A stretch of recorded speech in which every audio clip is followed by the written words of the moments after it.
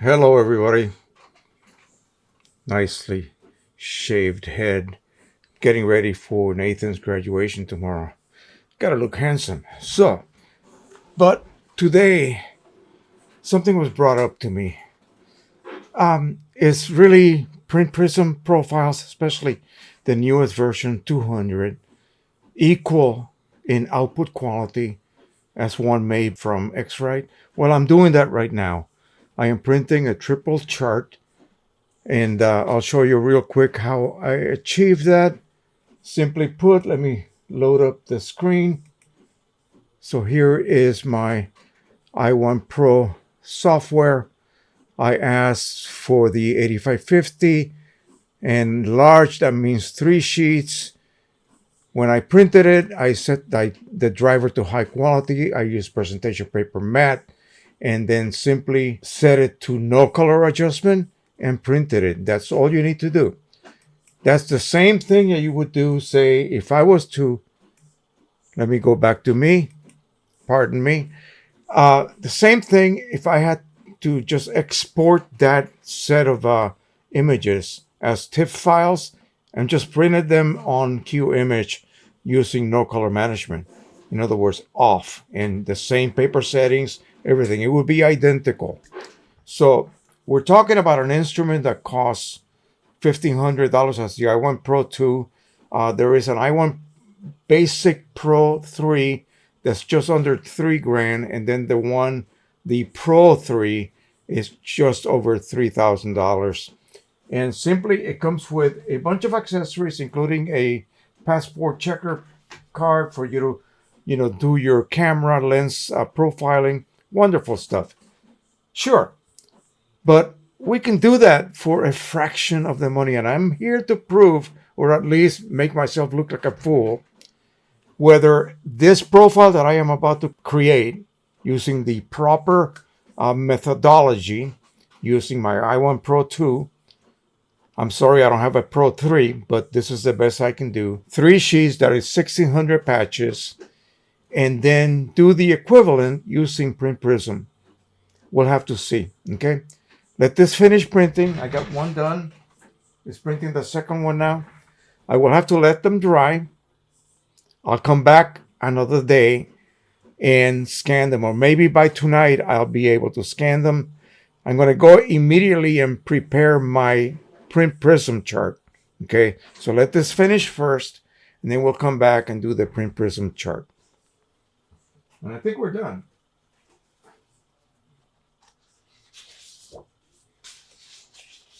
And they are numbered. This is number 1, number 2, and it's right here, and number 3. One thing you will immediately notice, they're much larger patches. Okay.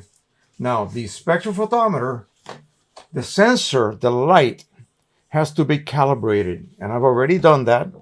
And once this is considered dry, it has to fully dry. I'll put them here by my heat press. Then we'll go ahead and scan them and produce the profile. That profile will then be saved, and then I will proceed to do the Print Prism profile. But let's go ahead and print the chart right now. I have to let them dry, so you'll have to put up with me a little bit longer. Maybe by tonight I'll be able to continue and finish this and do the actual testing. In other words, I want to make a print of the standard image using the profile from those 3 charts right there, and then the profile from the one that I'm going to use my scanner for. And there's been, okay, let's just stop a minute here. There's a lot of speculation. I know I've been guilty of this, and I'm wondering, what are the actual big companies out there, such as, going to say if they ever catch wind of this? I'm sure there's going to be some flack. And there's some people on the internet that are very well known in the printing business, let's just say, reviewing, demonstrating, that sort of thing. They're basically supported by the major companies. What's going to happen? We don't know yet. But anyway, at least for myself, I can either prove or disprove that What I can produce here for like $45 for the software, I already have a scanner that is calibrated for the software. Can I produce something that will match in output to the industry standard, if you will, can produce? That we'll have to see. So let's jump into Print Prism, and I will go ahead and quickly make that print. All right. All right, here we are inside Print Prism 2026.200. Got my 8550 chosen here. I'm just going to go ahead and change the name. So this is going to be Staples Photo Supreme Matte. All right, now with the other software, you have to enter that at the very end when you go to create the profile, once you have finished the scanning. And if everything has gone well, of course, you're doing this manually. And you're using that rack that I showed you earlier as a guide to allow you to keep that scanner basically straight down each one of those rows of patches without overlapping. That would cause an error and you would have to start all over again. So at this point, if I really want to check, I can hover over this, and there it is, Staples Photo Supreme Matte. And this is what is going to be named in my folder for profiles inside Windows. That's simply it. So we're getting ahead of ourselves here. Let's just print a target and be done with that. So here we go. Now the last one I did, as you can see, Canon Pro 200. By the way, this is completely new feature in Print Prism. Before, you would have had to go to your QImage Ultimate and print that same chart, load it manually yourself, and print it using the correct settings, meaning a paper that matches that surface, and then off, OFF, meaning zero color management. Well, I don't have to worry about that. Let's just go here, choose the 8550, go to my properties, and make sure that I have letter size. Yep, that's it. I'm going to set it to the rear feeder. And let's see, presentation paper matte and color and high quality. That's basically it. We need the highest quality possible.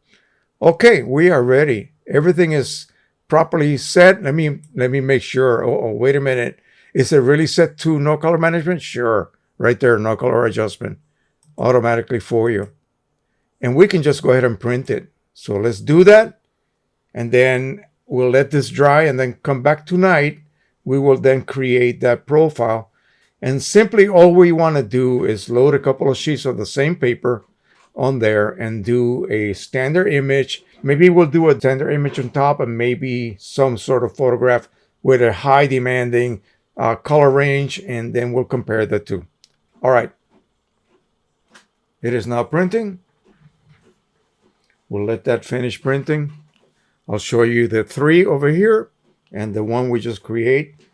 I think I already created that profile, but nevertheless, we'll just overlap it and use it again. And which I just want to see what the difference in output is. Sure, I can load them in some special 3D ICC Profile viewer software. There's a site online that you can do that, and it may show a slightly different shape. What we are concerned with is output, and the standard image is your control.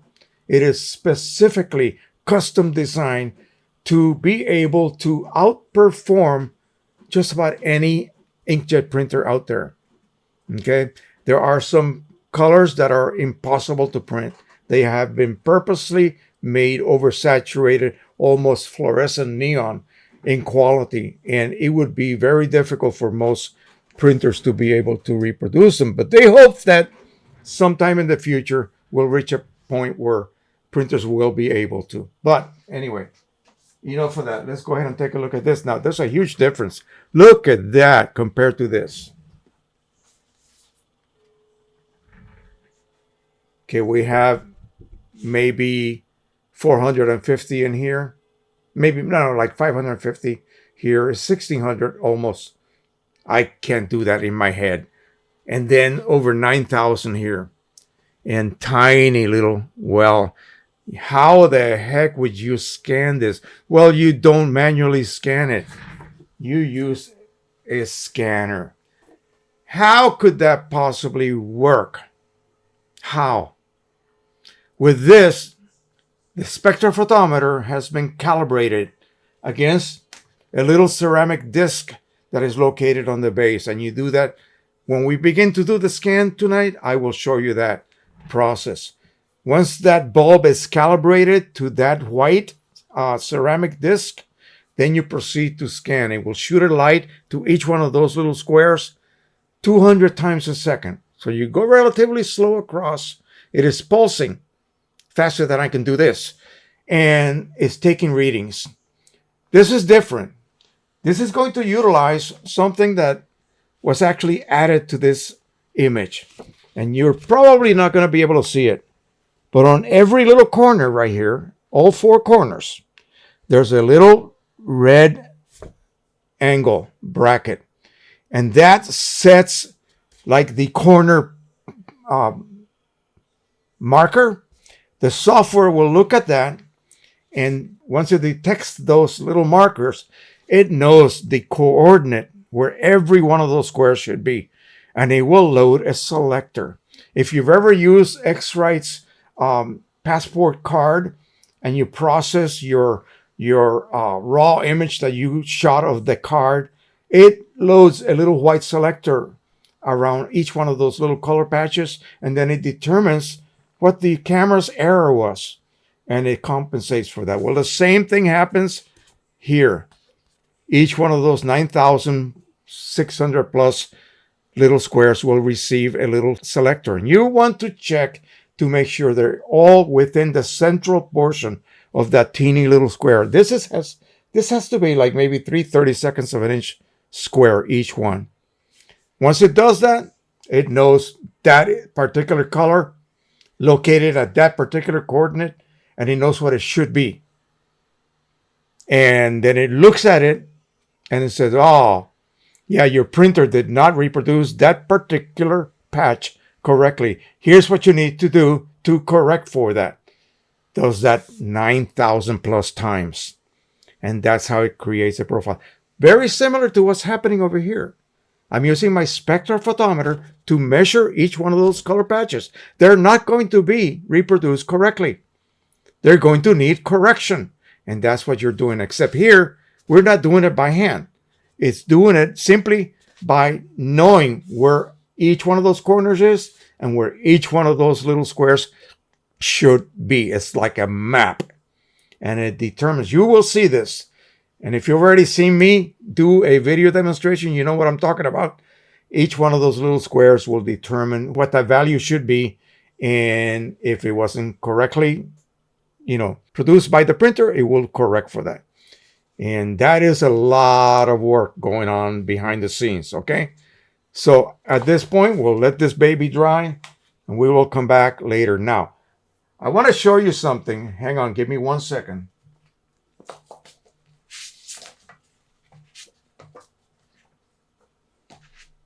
Normally, we will print on a full size 11 by 8.5. But if I was doing the triple sheet type printout and my paper cost me like $4 each sheet, that would be $12 worth of paper. That can be a little bit costly, especially if you make a mistake or your printer screws up somehow. You just blew $12 out the window. So what if I want to make that smaller so that I can put more patches on just a smaller piece of paper and then somehow figure out a way to scan it manually, accurately? Well, that's difficult. That's very difficult to do. Print Prism allows you to print this on a 5x7. If you thought those squares were tiny, they are tinier, if that is even a word. And I thought this is absolutely not going to be able to be done because it has to detect those tiny little corners. Well, what happened was this software gives you an error and you just either say stop or continue. Continue. It does the scanning process and behold, finds those little corners and locates every one of those 9,000 plus patches. And this would work at this size on a smooth surface paper that's expensive and you don't want to use like a whole sheet. If I have, for example, 8.5 by 11, I can cut it in half and get 2 5x7s. So I print one of these on a 5x7 sheet that I cut off, and then I still have half the paper left for me to maybe do a test print. Wow. Well, I thought, no way in hell this is going to work. And it did. It did work. I did that this past live stream. And from now on, I am going to incorporate that little process, especially since I have a bunch of relatively expensive papers from Kenson, from Hanamiel, from you name it, Moab. And it's not all Red River, which is a relatively low cost compared to the big names out there.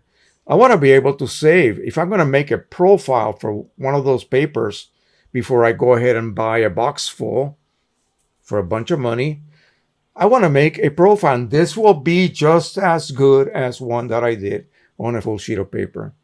Okay. Now, there's also a little bit of a box that you can click on. So say, for instance, you have, I don't know, 11 by 17 paper, and it's expensive, and you don't have a trimmer at this point. You can just have that full-size image move over to the upper left corner, and it'll just print it way up there. You'll still have almost over 50% of the paper left, and you can cut that off and then use it so it doesn't go to waste. So, yeah, another little tricky trick, if you will. So we'll be back tonight, and I will proceed with the generation of those two profiles and testing them, and we'll see what we get back later. Hello, I am now back. It is the next day. By the way, the graduation for Nathan went extremely well. Beautiful service. I did take a lot of pictures, and I actually became friends with a trio of photographers from a local photography contracting company in Virginia that does a lot of school events and things like that. And yeah, it kind of got me going. I wanted to apply for one of their positions. Nah, I don't want to do that. It was fun, though, hanging out with them. But anyway, here we are again. We're going to go ahead and begin to scan that triple sheet. I have it all set up right here. As you can see, we're going to have to calibrate our spectrophotometer. I'm going to pick up this helper, little slide helper here, and line it up with the very first row. So basically what you have is this, and then you go to the next row by sliding it down, and so on and so on. The only problem that I see with this type of system is that this guide is touching the surface of your printed chart. Well, let's look at the bottom of this. Is any of this touching my, look at, you can see colors right here that have literally rubbed off of previous charts that I have printed and scanned. So yeah, we're not going to have that issue because we're going to be scanning that complete chart at once. But let's go ahead and begin to do this. I just want to show you guys how long this takes. We're going to do 1,600 separate color patches. So let me set up the software so that you can see how this is accomplished. All right, so here we are. Basically, I got it up to the point where I would have then printed my charts. Well, we've already done that. They have thoroughly dried. We're going to click on next, and it's going to ask me to place the spectrophotometer on top of my base and calibrate it. This is the little disc it's going to use as a control white patch, and it is detecting the connected device and calibrating, and it is now done. So I am going to take my freshly calibrated scanner, spectrophotometer that is. I am going to press this button and I am going to hold it while I scan forward. Then I'm going to let go of the button. You'll hear a beep, and then press the button again and scan again, but backwards this time. If that row gets scanned correctly without any issues or errors, I'll get the green light to proceed to the next one. So let me just go ahead and I am going to move my cable over to this end so I have a little bit more slack. I'm going to lay it down here on the guide, make sure that it is aligned and we're able to move back and forth, and we'll go ahead and proceed. Now, I'm going to do a few here so that you see what is actually taking place, and then I'm going to show you what's actually happening at the software level. Okay, let's begin. Press a button, move forward,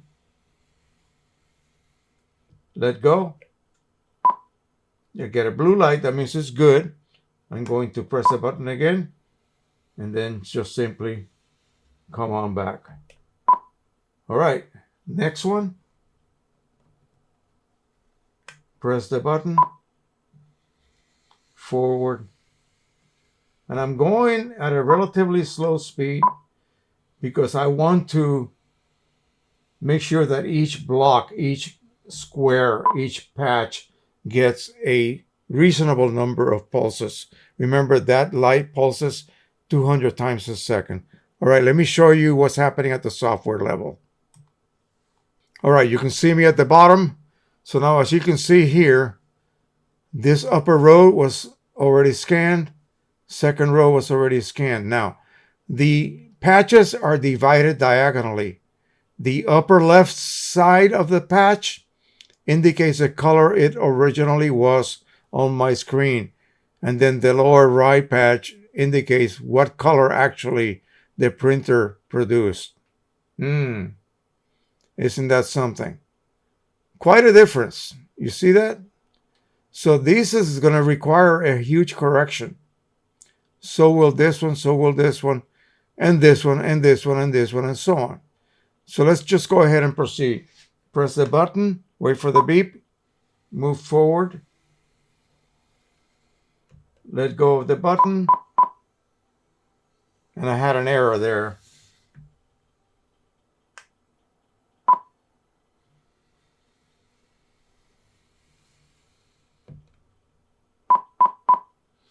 All right, that is weird. It's telling me that the reference colors do not match measured values. Make sure you are scanning row 3 and try again. Well, of course, I was not. So now this should work. You see what I mean? You have to do this manually and make sure you don't make any mistakes. I wish I could say that I did that on purpose, but I did not. Please keep track of how long this is taking me to do this. This is just the first sheet. I'm not going to fast forward or edit any of this out. I want you guys to suffer through this, if you will, just to know how long this takes to perform.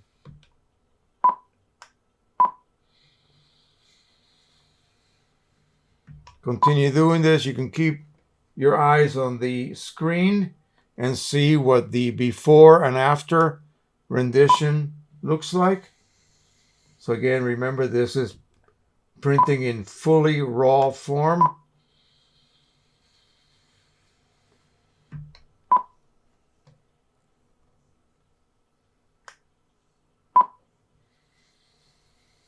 So basically the upper left is the color it should have been.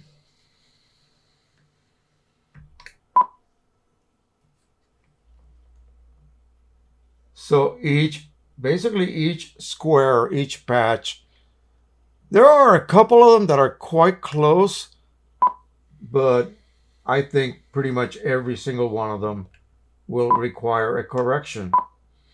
Folks, we are only on row number 8 right now. We will continue Number 9.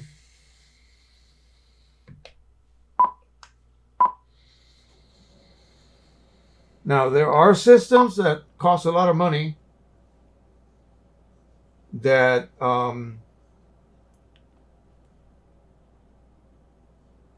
will do this automatically for you. Well, you're talking over 12 grand.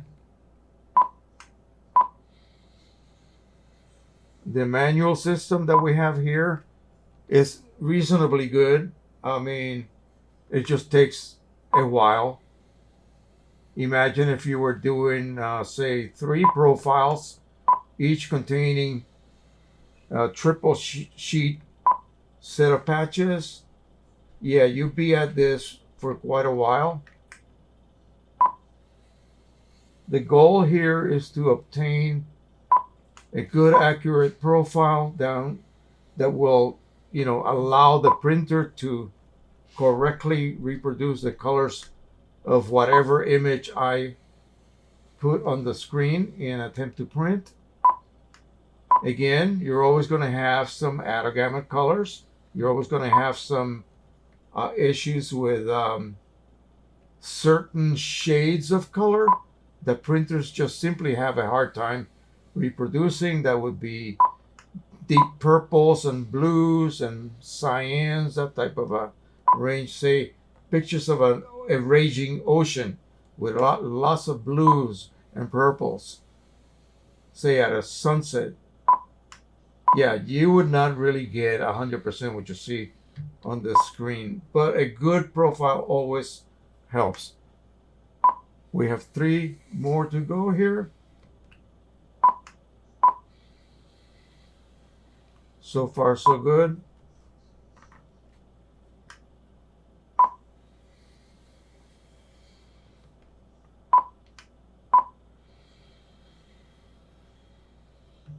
This can get quite monotonous, as you can see.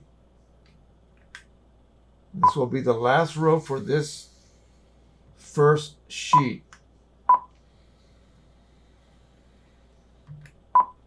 All right, so I will slide my slider down, remove the first sheet, and we'll proceed to do the second one all over again. So we will lift this over. I want to lift it and place it. I don't want to slide it because I don't want to possibly scratch my set of patches. That would not be good. As you can see, it has begun the first row of the second sheet. And we'll just continue on and on. My friend Michael Lee from the old Precision Colors actually created a 3D printer gizmo onto which he was able to attach his I1PRO2, I believe it was, and he calibrated it so that it did this automatically. You just place the sheet onto what would be the 3D printer, and then the device is actually triggered on, moved across, triggered off, back on, and moved back to the beginning position, and automatically advances it. Unfortunately, what happened was, I think it went bonkers. It died on him. And even though it was a brilliant idea, really, because he could just kick back and relax, and realizing that he had been creating profiles for a multitude of papers using his ink formulations and making them available for free for his customers or anyone who visited his website. That would have taken a multitude of hours to do that by hand. So it's too bad that the system broke. But it shows you that pretty much anything is possible if you put your mind to it, especially coming up with a an idea to make this process a little bit easier to perform rather than have to do it by hand. And then you could make a mistake like I did earlier. At least we have this guide which allows the spectrophotometer beam to travel across and remain centralized on that particular row of patches. You don't want to ever cross into another row. Imagine if you were doing this by hand, like you had to do with a color monkey. Although those patches were huge in comparison, there was, very little chance of you straying out of the way and ending up on another row of color patches.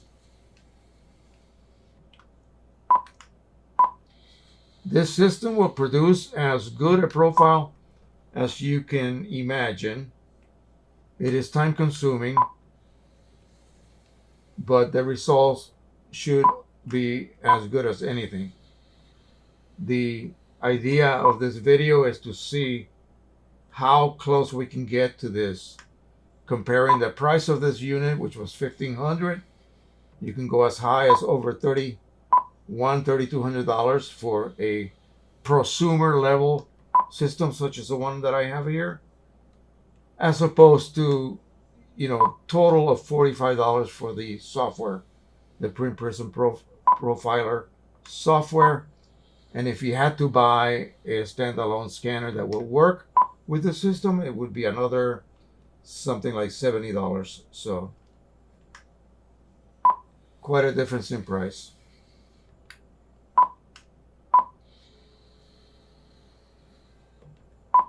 And this will be the last row in sheet number 2.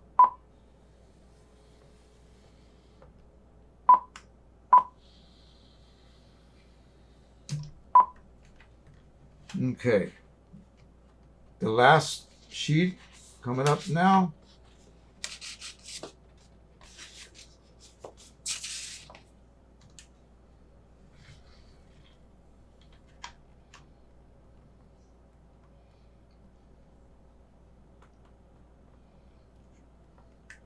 I haven't been keeping track of the time, but if it wasn't for me talking, I'm sure most of you would be sleeping by now. But that gives you a real-time idea of how long this takes.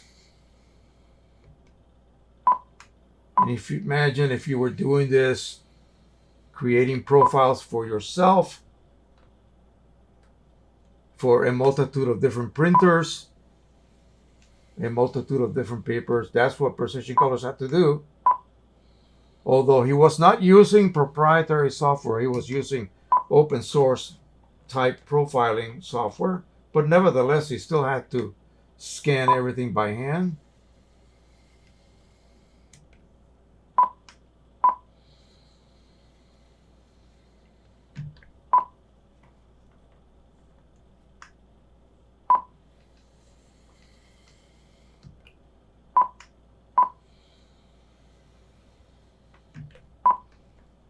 We're almost done. We got about another 10 to go.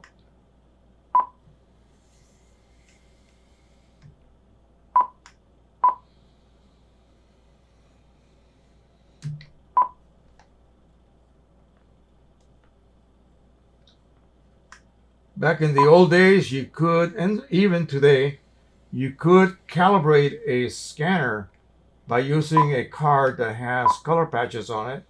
You scan that and then measure the results of that scan.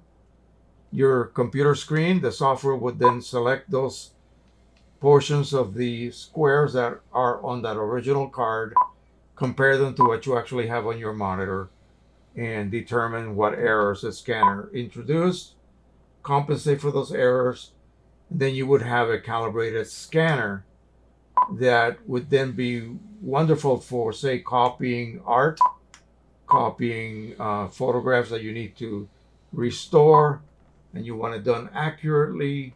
You don't want colors to change, and so forth. I thought about doing that, but I decided against that for the time being anyway.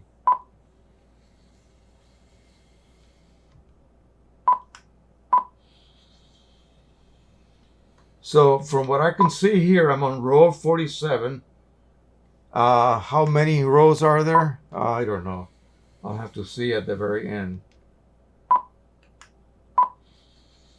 Now I could set this so that I only have to make the horizontal pass instead of also doing the return pass, but doing that allows you to end up with a slightly more accurate scan of each one of those patches. You're doing it twice, forward and backwards. It's the same similar situation with Print Prism, where you do multiple scans and then stack them on top of each other, digitally stack them, in other words. So you're just basically copying, or not, what's the term? Blending together, say 5 scans. That would be super duper accurate in my book.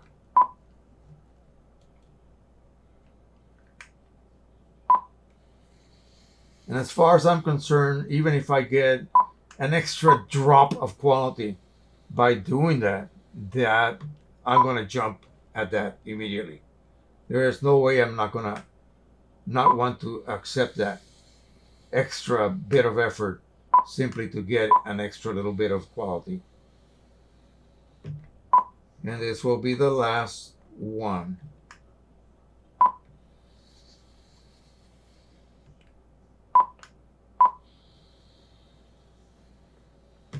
Okay, so as you can see, everything got scanned. You can see over here, like this one here is a little bit magenta. This is more red. This is a little bit more orange. There's a little bit more magenta here. It should have been this, but got that. It should have been this, but got that on the print. It should have been that, and so forth. Look at this green. It printed quite dark. Okay, so let's go ahead and continue. Measurements successfully completed. Click next to continue with the next step. Okay, so boom, and then it takes you here. That is your spectrum. You can actually change it to some other white temperature. So right now we're basically standardizing at D50. I am going to go ahead and leave that alone. That was 1600 patches.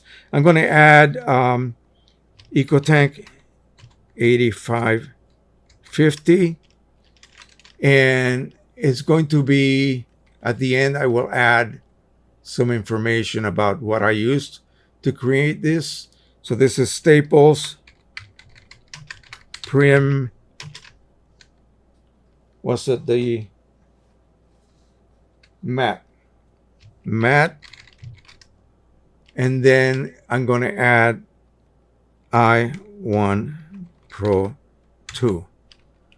And that will differentiate it from the one we're going to make next, will be the one with the Print Prism setup and the scanner. So that's it. That's the name we're going to give it.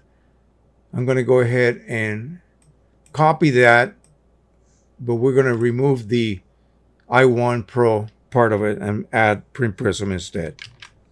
All right, so now we're going to go ahead and save the profile. And as you can see here, it is creating that profile. I'm going to have some coffee.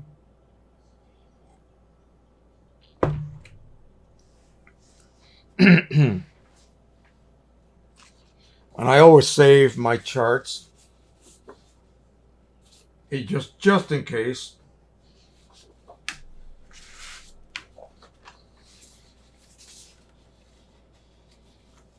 You can see the progress bar right there.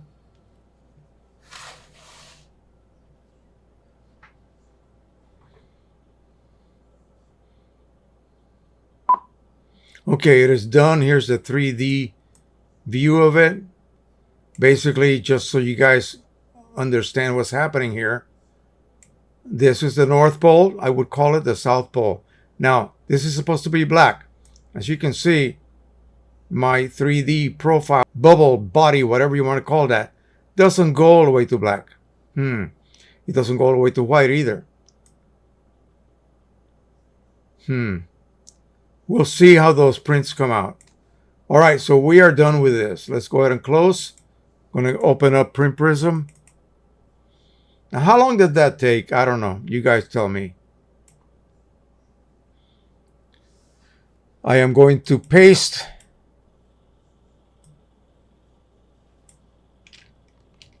the name of our profile, except I am going to remove the I1PRO information. And that is it. We already printed it. All we got to do now is scan it. So I'm going to place it in the scanner. I have it right here. I had one here before. We're going to scan this new one.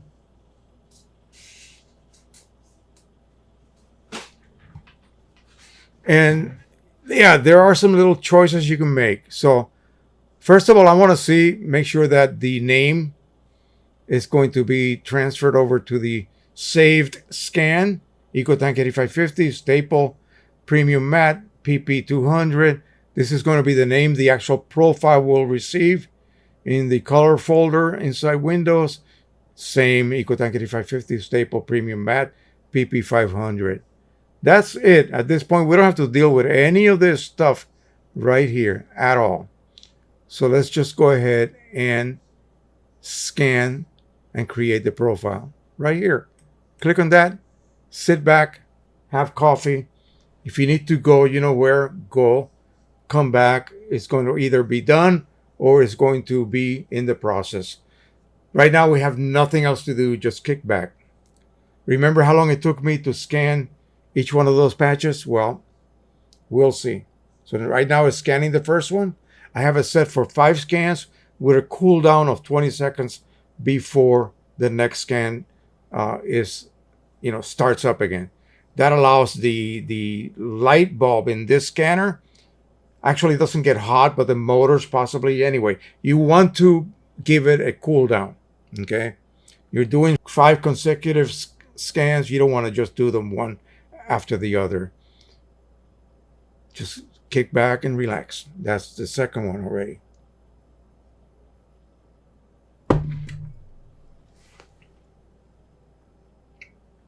You can do this, twiddle your thumbs, check your phone, do whatever you wish. Look at some of your previous photos you printed. Oh, we are at pass number 3, cooling down. Then we're going to do that last pass number 3. And then after that, it'll cool down. We have 2 more to go. That's it. We're done. I'll take a little nap until that finishes. I'm not going to forward or edit this out at all because I want you to see exactly how long it takes. And then compare it to the previous method.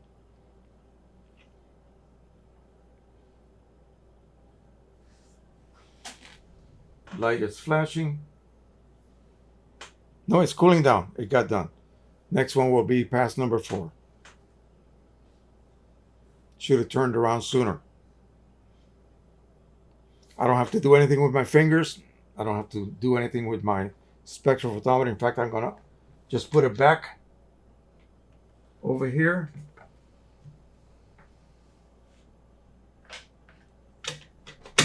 On top of its little stand. See you later. Next time, maybe. I'll use it to calibrate my monitor for sure, though. So I'm glad I have that because that does a really tremendous job calibrating my monitor. Really, really super accurate. And that is, of course, the key. I was telling the girls that were photographing the ceremony today about the importance of a monitor calibration. Even if you're not going to ever print your images, this company is going to sell the files back to the school. The school is going to then charge the parents to download these edited files, and there were hundreds of them, and they can do with what they wish. but you want them to be accurate. So, okay, so it's done. Now you get this, and you wonder, what the heck is that? Well, it's the actual scan. Notice this little corner right there, little markers? Those are locators. It locates all four corners. Watch. See that?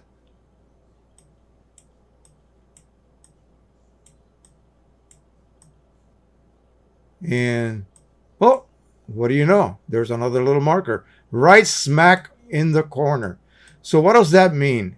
It is locating the edges of that property, if you will. Imagine this was 10 square acres. So those are markers. So it knows where the coordinates of each one of those little corner markers. So then it knows where each little patch resides, and it knows where to place a selector, as you can see right there. So each selector is selecting that little area where it is hovering over that patch and determining how far off that patch is or how good it is. Oh, wait a minute. While I've been blabbing, the profile is being created here. Isn't this a bit faster with less manual, manipulation and the possibility of making errors, which will then, had I done that, say, in sheet number 3, row number 10, I would have to have started all over again. That would not be fun. I would have to make more coffee. We'll let that finish. Once it is done, it is done. The profile will have been saved in the actual color folder in Windows.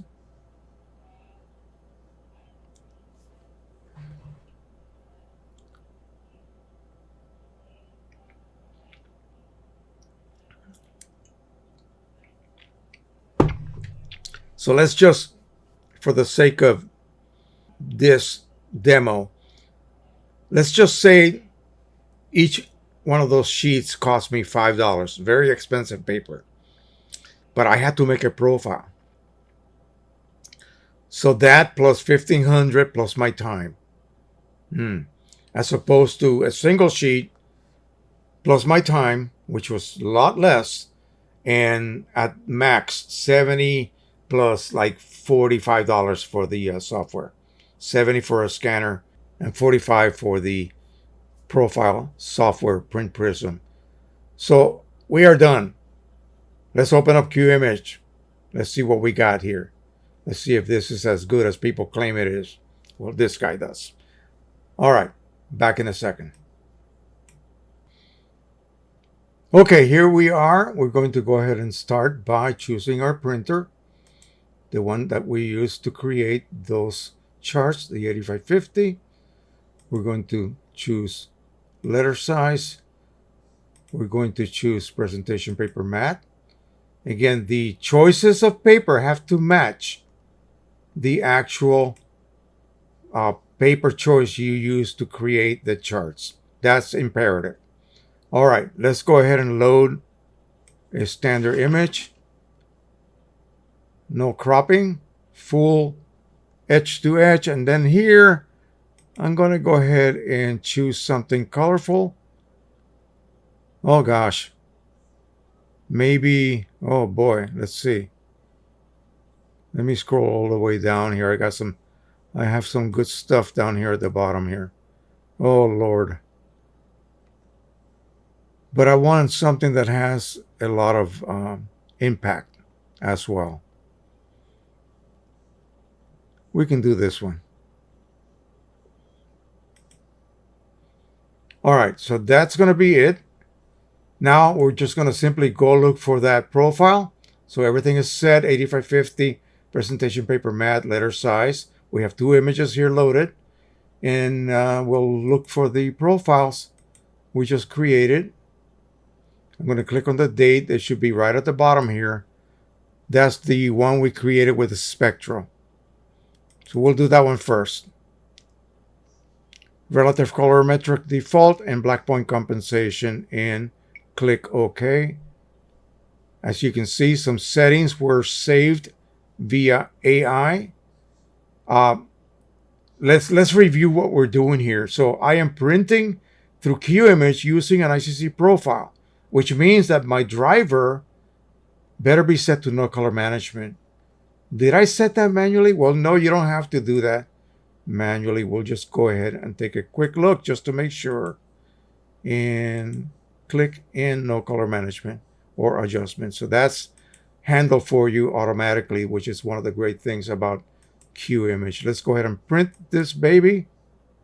And then we'll switch over to the other ICC profile and see what we get. I'm doing this live, so I don't want anyone to say that I previously printed these and that I am lying or cheating or whatever. You know me, I don't do that. So I'm going to use my pen, my marker, to mark what comes out, make sure that it is a one done with the I1PRO2. Now I expect, I'm being honest here, I expect this one to be a little bit better than the one from Print Prism. Now, if both match, then yikes. We're dealing with a fraction of the money, and we were able to then create something that matches or comes close to the quality that a top of the line system like the one I just finished using can produce. Oh boy, that would be one heck of an achievement. All right, let's go ahead and click here. That is now printing.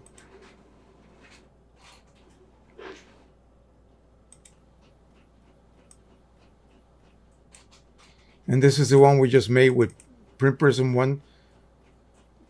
Did I put down 120 or 200? Yeah, 200.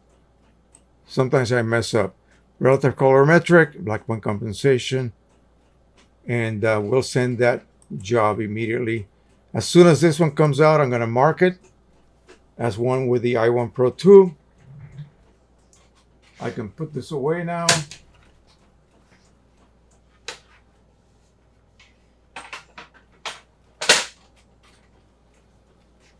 I can come back to, let's just leave this open a second so I can do a comparison. I am going to actually use what I see on my screen here, not what I see on that screen. This screen is calibrated, that screen is not calibrated. So this one is done, and I'm going to mark it I1PRO2.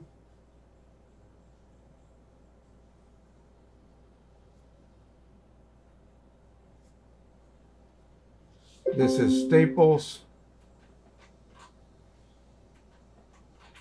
Supreme Matte.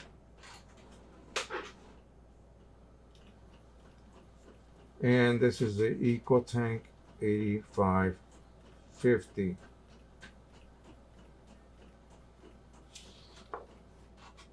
And let's show you guys that.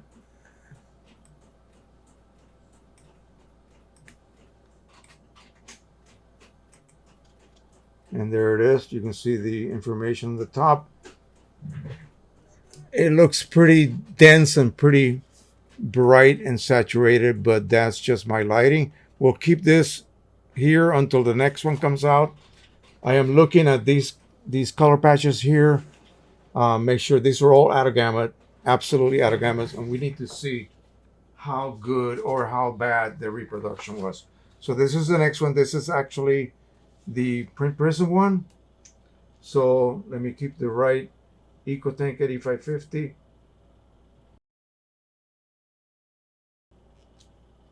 So this is PP 200 Staples Pro Matte and EcoTank 8550. I'm going to toss this away. See you at the dump at the recycling. All right. See that? So I was getting that weird effect. Now let's look at something that would require us to check to see if gradual changes in your images. In other words, this has only one gray ink, and you really need, like for example, on a Pro 1, Pro 1 had 3 grays. Pro 1000 has 2 grays. The Pro 1100 has 2 grays. The Epson printers, the earlier versions, had 2 grays plus black, so K3 they call it. I want you to look at this. You don't see any banding on neither one. That means that the I1PRO2 did a good job on that. These autogamma colors, this one here looks almost, these two, I could see the difference on the actual image, but here they are basically blending together. And that's just the impossibility of that particular colors to be reproduced. Now, what do we really have to worry about? We just have to worry about normal images, folks. These, I don't know what this is. It's a computer or a VCR or something with a controller. Here's some lava. Who's going to see lava? They should have used something else. A sunset, a bunch of kids, still lives, desert in Arizona. This is fall foliage. And yeah, I don't really see any difference. What about this sort of blown out bunch of colors and candles? Let's put this like this. Gosh.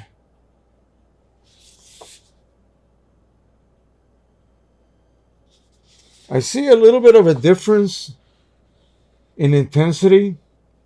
This one, the i1 Pro, like right here, as opposed to this. But again, it's very, very minimal. So anyway, what does that mean? Yeah, you can produce great photos using this very low-cost method of profiling. And I'm thinking, now that I'm thinking, let's do something different. Let's do a black and white and see which one does a better job. So let me just undo all of this. Let me go back to me. Let me go back to QImage, I mean. I am going to delete all of these.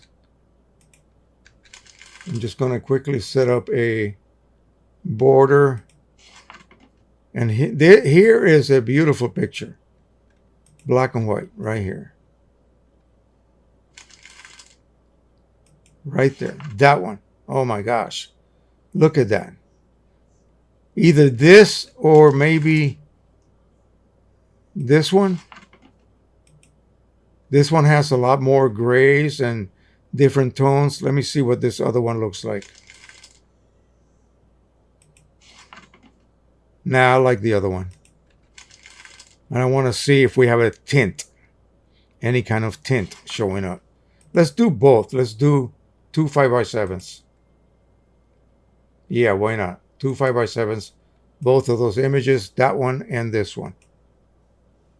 And this has a silly little border on it that I did.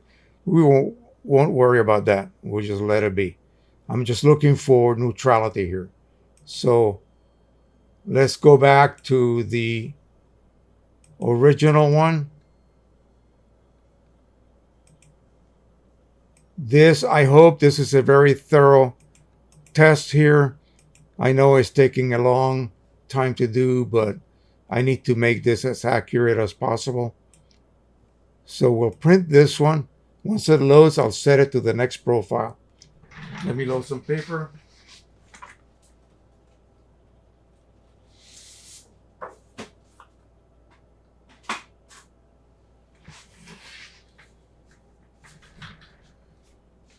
So I was expecting kind of a very distinct difference in output. But really, the truth of the matter is that it isn't really visible to the human eye, at least my eyes. So that's when you start to weigh whether I should go ahead and spend that kind of money, or go the route of Print Prism for much less. And this will make it a lot more available for most home users that would like to, get into the world of, ICC profiles, and using those to print and using those to get the most accurate outputs on whatever printer you own, whatever paper you're using. Why should you not have that opportunity, that ability to get the best possible results? I know I would want to. So, all right, that is done. Let me go ahead and switch over to the next one. So that was the I1PRO2. And now for the Print Prism one. And we'll send that to the printer. Get my marker ready. I'm just going to write down I1PRO2 on it. Now, if there are any slight differences, you could correct that with the new version 200 by actually looking at the tint that you may be seeing and immediately correct that, immediately neutralize it, in other words, by creating a secondary profile with a slight tonal change or whatever. It's going to counteract that. It's going to take care of that. So this is the one with I1PRO2 right here. I1PRO2 ET 8550 staples. Sub matte.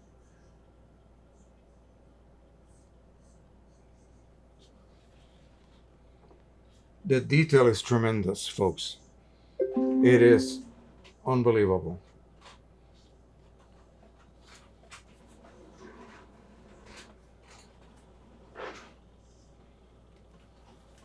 I'm going to put this aside so I don't make a mistake marking it incorrectly or any of the sort.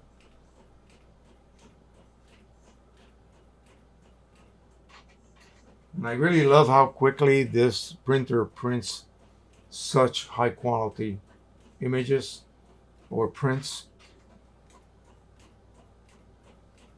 And this paper is easily obtainable at any Staples shop, office supply store.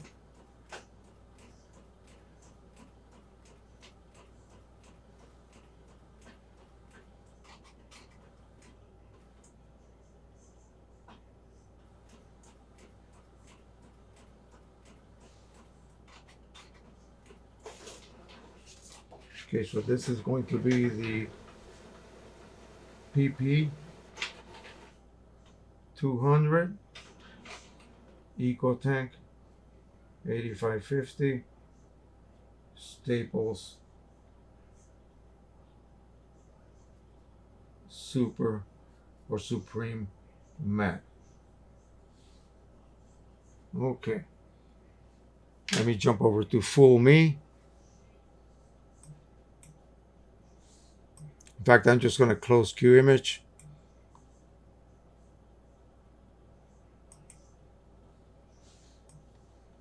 Jump over here, give us a full screen, and this is it. This is going to be probably the most important test you could ever make. A monochrome. The upper one is I1PRO. The lower one is the PP. Okay, let me back up. In fact, I'll just put them. This is I1PRO here, Print Prism here, or vice versa. Look at the dark one. Look at the one at the bottom here, the one that has the densest dynamic index you could ever imagine. Now, I see a slight difference here. This is showing a little bit more detail on the face, and this is not. This is showing a little bit darker result. This is the Print Prism one. Print Prism over here and I1PRO here. So only on this kind of test will you see that sort of different. Oh, wait a minute. It was my lighting. I'm sorry. Ah, yeah. It's still there, but it's not as much as before. So once I look at this in this position here, this is my main light here, and I'm getting sort of equally distributed lighting. I have two lights on each corner. Let me back up. Yeah, that looks pretty much the same at this point. Let's look at the more not so intense images here. So 200 on the top and I1PRO in the middle. You see what I mean? You can achieve this level of quality. You just saw me do it. So had this had a bit of a tint, you would go into Print Prism, like color wheel, click on it. It will open up a little square patch and just navigate that little central picker. And until you see the shade that this image would be displaying, click on that, redo the profile, overwrite your previous one, and that will counteract that bit of tint that you may be experiencing. And that will happen mostly printers that do not have gray inks. Okay, the P400, the R2000 may have a slight problem printing a monochrome, so that it is linearly neutral all the way across. Metamerism, which is when you view a print under a certain light and it looks this way, and then you move over to another light source like a window and it looks a different color. That's metamerism. Yes, it can reduce that effect as well. But as you can see, I mean, come on.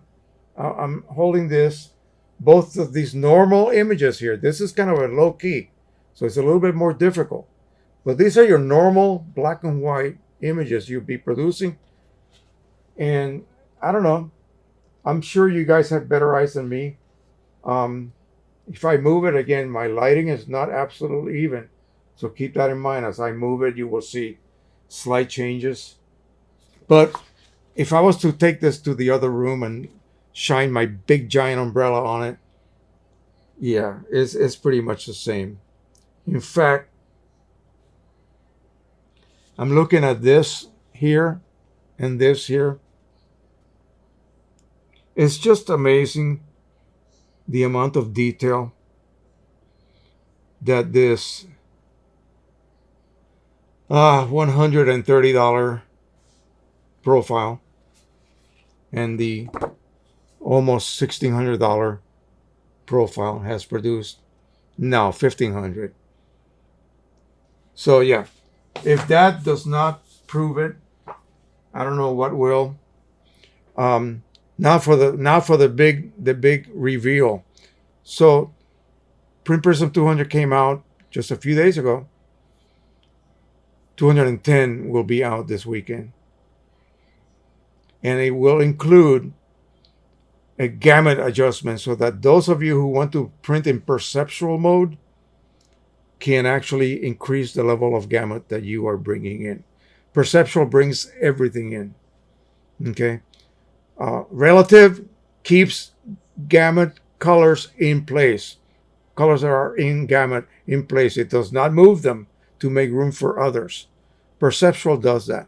So if you're printing landscapes, anything that doesn't have, say, for instance, skin tones or important colors that you need to keep accurate, you use perceptual and then increase that to a higher level. It will even be the highest gamut any profile could possibly make. That's going to be incorporated in version 210. I should have that this weekend. By the way, I'm going to be uploading this tonight, Saturday the 30th. I'm going to be doing my live stream. I have an event on Sundays to photograph, so I will not be home in time to do my normal 12 o'clock. So Saturday at 12 o'clock Eastern Time, United States, I will be live on my live stream. So make sure you join us then. By then, hopefully, we will have Print Prism 210. When is this going to end? I really don't know. All right, thank you so very much. Until the very next time, continue supporting the channel, continue supporting the people that I support, and that way they can continue providing us with outstanding software, just like Print Prism. Okay? Pass the word. Pass the word around to your friends who are into this, the thing that we do, produce prints. That way they can increase their sales. And I just got word that when the Apple or Mac version of Print Prism comes out, it'll be the updated one. It will not be from the very beginning and work its way forward. It will be whatever version we are currently on. That's what the Apple version will be. All right, that's enough. Thank you so much. Don't forget to subscribe, share, and like, and we'll see you on the next video. Bye-bye, everyone.